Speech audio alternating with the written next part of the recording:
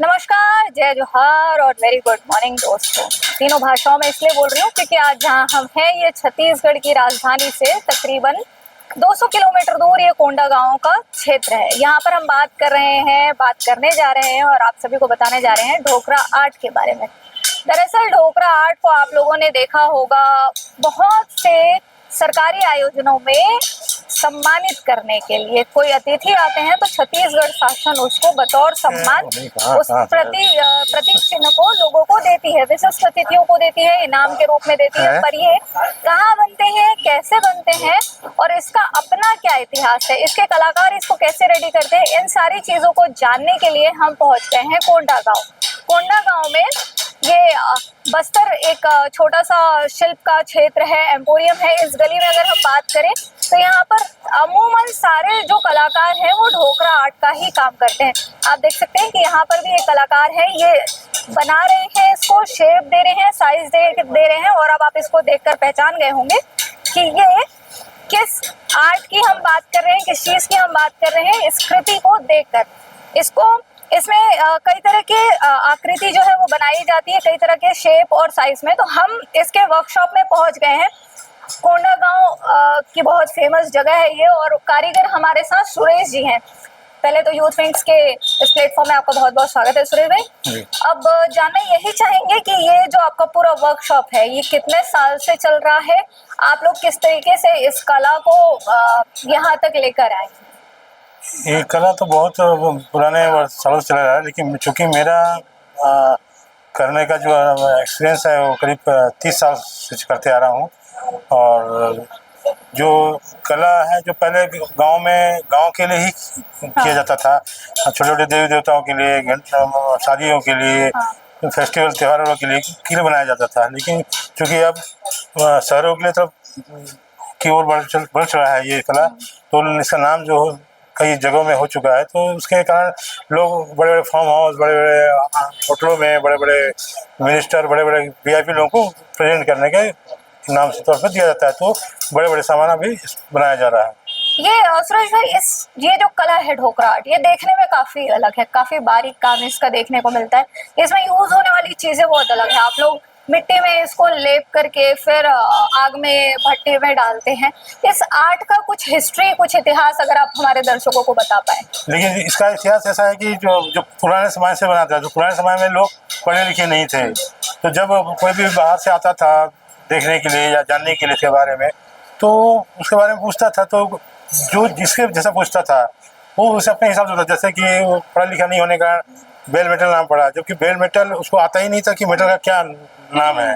तो वो मंदिर के घंटे दिखा दिया कि भैया ये इस मेटल से बनाते हैं, तो वो अपना ही नाम रख लिया कि बेल मेटल से बनता है। और ढोकरा किया कि बहुत पहले ज़माने में एक कास्ट के लोग बनाया करते थे। तो ढोकरा था उस समय जब जनगणना हुई, तो उस समय जब लोग वहाँ आए तो उसको पूछे भाई तुम्हारी क्या वो है, तो उसने बताया नहीं ओबीसी में आते हो कि एसटी में आते हो कि एससी में। तो उसको नॉलेज ही नहीं था कि क्या बताने का है उसके बारे में। तो वो किसी ने डाल दिया कि भैया ओबीसी डाल दो इसको। तो उस दिन से वो ढोकरा डोगरी के नाम से पड़ गया। क्योंकि अभी जैसे ये आदिवासी नहीं, आदिवासी के लिए बनाया जाता है ये पहले, अब तो शहरों के लिए कई जगहों से बनाया जा रहा है और हर जगह चल रहा है। ये इसका बस्तर से अपना एक पुराना अलग कनेक्शन लगता है। अब इसका शहरीकरण जरूर हो रहा है क्योंकि अब ये कला शहरों में ज्यादा दिख रही है। तो ये जीवन शैली का हिस्सा कैसे है? गांव का एक पार्ट होता था, जैसे कि आप देखेंगे नदी में नाव ही होता था। तो पहले मतलब जरिया, व्यवसाय का जरिया नहीं था, तो गांव में उनका एक हिस्सा होता था। तो जैसे नाई का एक हिस्सा होता था, तो नाविक का एक हिस्सा होता था, तो ऐसे घड़वा करने वाला का भी एक हिस्सा होता था। तो जाके जैसे देव मंदिर बनाना, तो मंदिर में के पास जाके वो अपना देव देवता की मूर्ति, घंटी, तोड़ी, जो भी चीज़ बनाता था, तो गांव वाले उसके मेहनत के रूप से उन्हें कोई गाय बैला अन्न उनके भी हिस्से में आता था। तो ऐसा चलते चलते अभी शहरों की तरफ गया, पैसे की तरफ चले गया, नाम हो गया, तो अभी दिशा बदल गई है इसकी। लेकिन कई मौकों पर ये देखा गया सुरेश भाई कि इसका प्राइस ज्यादा होता है। तो ये इसके जो कलाकार हैं, जैसे आप लोग हैं, ये पूरी गली अगर हम आपकी देखें तो इसी आर्ट के धनी लोगों से परिपूर्ण है। तो क्या इसमें आप लोगों की जीवन शैली और किस तरीके की चीजें जो है वो आप लोगों की होती है? क्योंकि ये काम आपका काम है। और मार्केट में जब हम देखते हैं तो इसके पैसे बहुत लगते हैं, ये बहुत महंगा बिकता है। तो किस तरीके से आप लोग इन चीज़ों को देखते हैं? इसमें क्या है, अब जैसे शहर की तो बेचने जाते हैं तो पहले क्या हमें पता नहीं होता था कि लोग क्या चीज़ खरीदेंगे, क्यों खरीदेंगे। तो इसका मार्केटिंग भी एक हिस्सा है इसका। लेकिन पहले मार्केटिंग की जरूरत नहीं थी, हम गांव में से तो मार्केट की जरूरत नहीं होती, बाजार में जाकर बैठ जाते थे, गांव का आदमी आके ले लेता था, देव देवता के छोटे छोटे सामान होते थे और ले जाता था। अभी चूंकि बड़े बड़े बना रहे हैं, बड़े बड़े स्तर पे बना रहे हैं, तो जो भी खरीदने वाला है वो डिबेट करता है कि आर्ट कलेक्टर है या दलाल मतलब खरीद के बेचने वाला है। तो जैसे कि पहले क्या था कि छोटा सा दुकान शहरों में खुल गई, वो अपना कमीशन लेके बेचता था। तो जैसे अभी बीच में देखिए कि प्रधानमंत्री ने नाव दिया था गिफ्ट में, वो हमारे यहाँ से ही बना हुआ था, लेकिन हमने नहीं दिया उसको। ये हमने दिया किसी, जैसे हमने जैसे बना के दिया सकुजा को दिया, रायपुर में जो कहते हैं, वो उसने वो फिनिशिंग करके वो अपना मार्जिन लेके और किसी और को दे दिया। वो जाके किसी और को देके फिर प्रधानमंत्री तक पहुंची, प्रधानमंत्री ने फिर उनको गिफ्ट किया। तो उसका जो कॉस्ट है वो 4 गुना बढ़ गया ना। डायरेक्ट हमसे नहीं हुआ, डायरेक्ट हमारे से होता तो कुछ कम होता। तो आज भी आपका ये कहना है कि इस इतने आर्ट के धनी लोगों के बीच भी अपनी आर्थिक समस्याएं चल रही है जी। ये आर्ट प्रधानमंत्री तक पहुंच गया, प्रधानमंत्री दूसरे देश के लोगों को दे रहे हैं, फिर भी आज ये समस्या।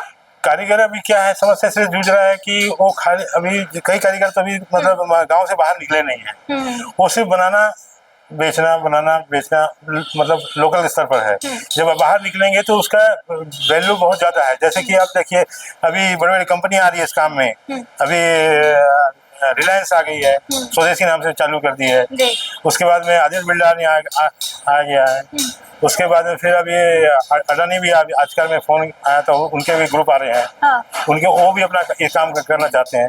तो अब इसमें काम का ये है कि इस काम का ऑप्शन नहीं है, ना ही इसका फैक्ट्री खोल सकते हैं, ना इसका फोटोकॉपी कर सकते हैं। तो जो कारीगर है, मान लो सपोज कोई कारीगर, मान लो करण मुर्गा का कारीगर है और वो एक एलिफेंट अच्छा बनाता है, तो उसका कॉपी करना मुश्किल है क्योंकि उसके हाथ में ही वो कला है।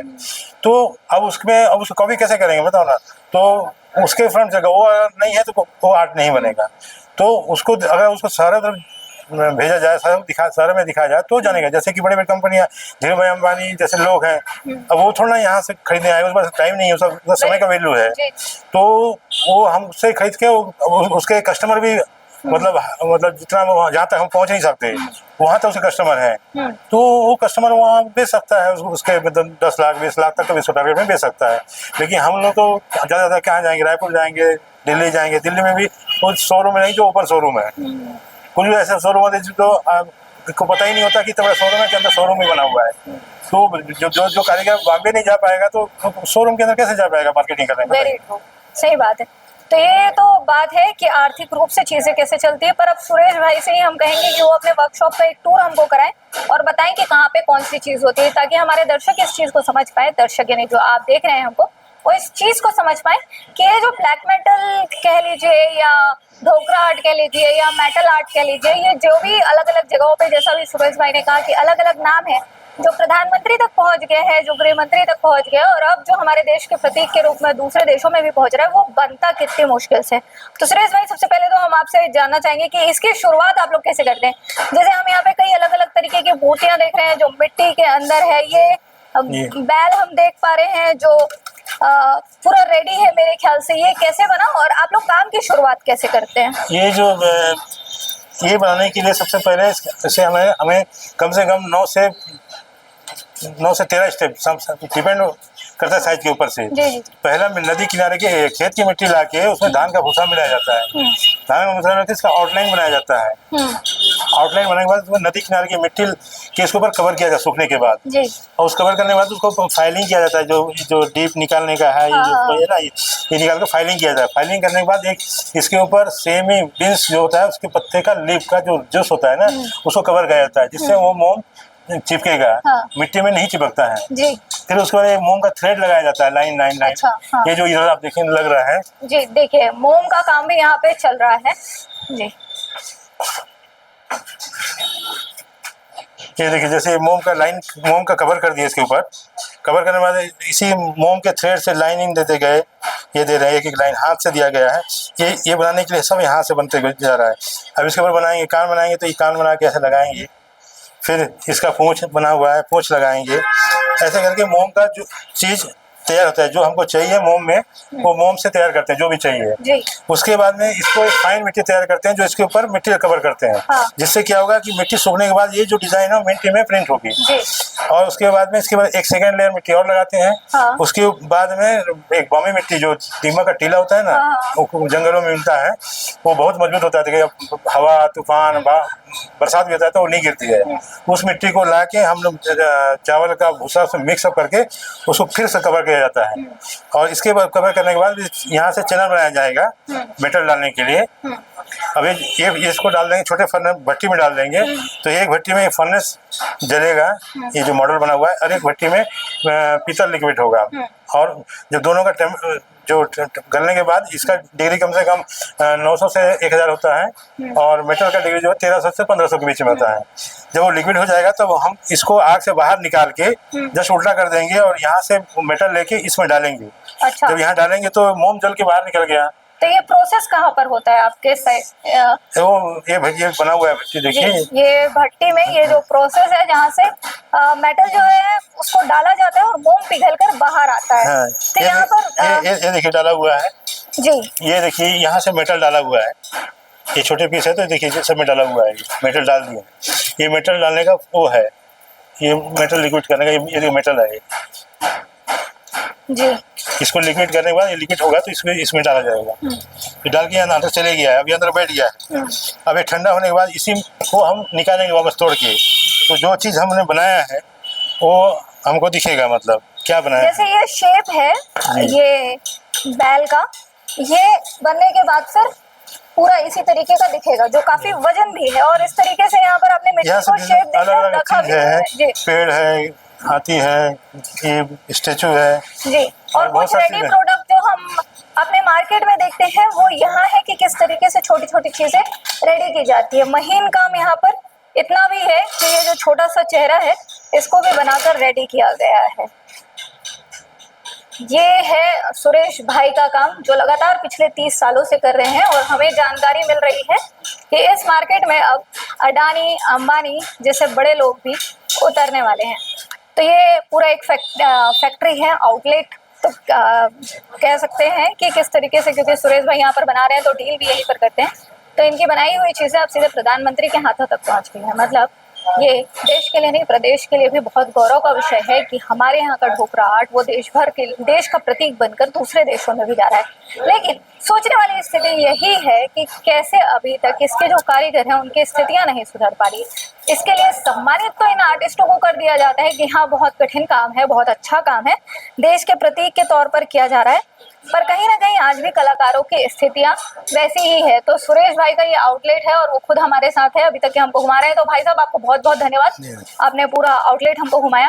तो ये थी कोंडागांव के एक कारीगर की कहानी, जो लगातार पिछले 30 से 35 सालों से कोंडागांव में ढोकरा आर्ट को लेकर काम कर रहे हैं। अब देखने वाली बात तो यही है कि इस इंडस्ट्री में जब अडानी और अंबानी जैसे लोगों की एंट्री की बातें चल रही हैं और लगातार ये चर्चा का विषय बना हुआ है, क्योंकि ये कला जो है वो प्रधानमंत्री के हाथों तक भी गई है। इस कला को लेकर जब गृह मंत्री अमित शाह बस्तर आते हैं तो वो भी बात करते हैं, वो भी लोगों को इसी कला से सम्मानित करते हैं, इसी का प्रतीक चिन्ह उन्हें देते हैं। तो अब देखने वाली बात यही होगी कि इसको अपना सही स्थान कब मिलता है। इस कला के लिए प्रदेश सरकार और बेहतर कब तक सोच पाती है, और इस कला के कारीगरों को इनका मानदेय कह लीजिए या इनको प्रोत्साहन कह लीजिए, वो किस तौर पर देती है। छत्तीसगढ़ के कोंडागांव से स्वाति कौशिक की रिपोर्ट यूथ विंग्स के लिए।